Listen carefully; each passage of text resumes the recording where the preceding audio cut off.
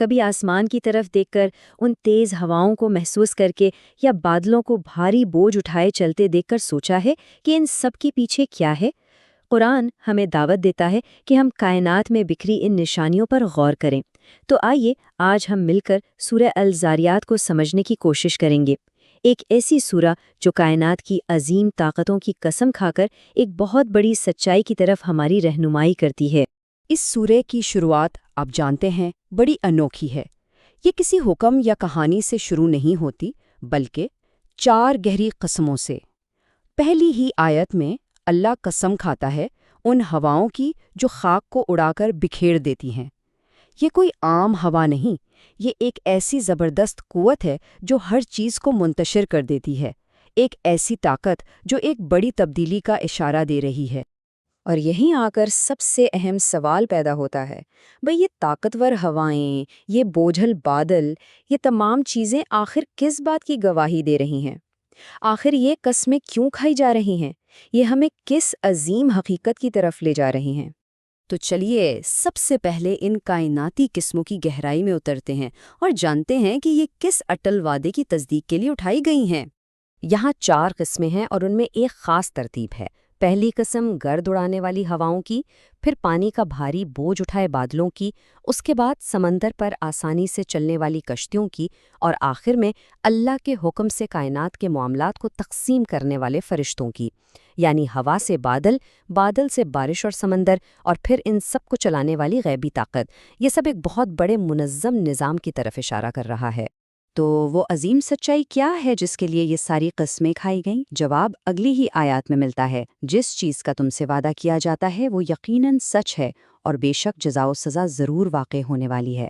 تو یہ تمام کائناتی نشانیاں، یہ سب اسی ایک حقیقت کی گواہی دے رہی ہیں کہ حساب کا دن یعنی قیامت ایک ایسی حقیقت ہے جو ہو کر رہے گی۔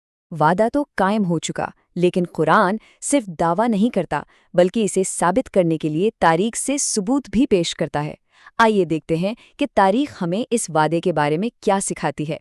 یہ تاریخی سبق شروع ہوتا ہے حضرت ابراہیم علیہ السلام کے ایک واقعے سے۔ ذرا تصور کیجئے، ان کے پاس اچانک کچھ اجنبی مہمان انسانی شکل میں آتے ہیں۔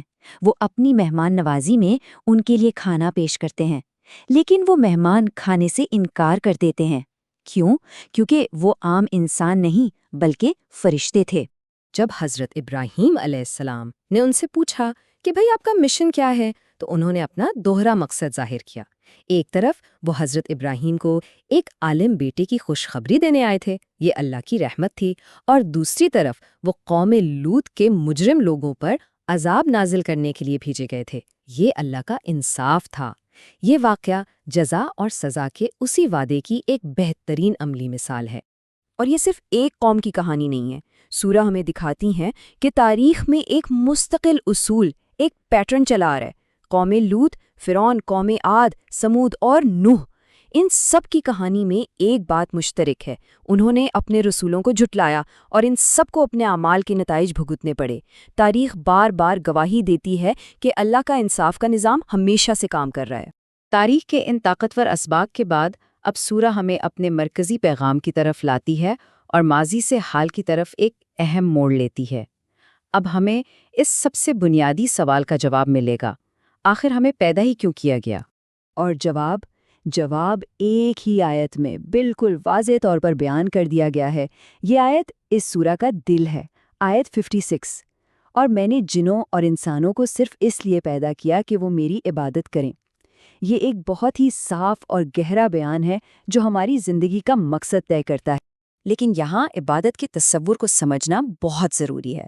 اس کا مطلب صرف نماز، روزہ جیسی رسومات ادا کرنا نہیں ہے، نہیں، بلکہ عبادت ایک مکمل طرز زندگی ہے۔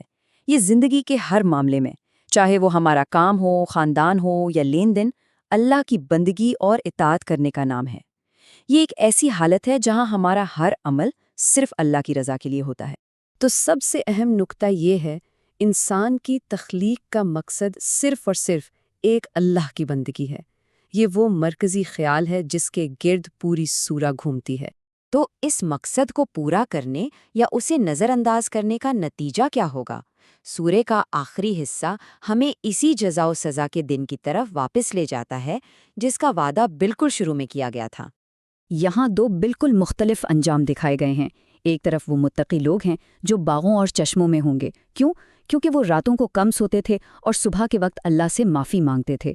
دوسری طرف وہ لوگ ہیں جنہوں نے سچائی کو جھٹلایا، جو آگ کے عذاب میں ہوں گے، اور ان سے کہا جائے گا چکھو، یہ وہی ہے جسے تم جھٹلایا کرتے تھے۔ یہ تقابل زندگی کے مقصد کو اپنانے یا ٹھکرانے کے نتائج کو بالکل واضح کر دیتا ہے۔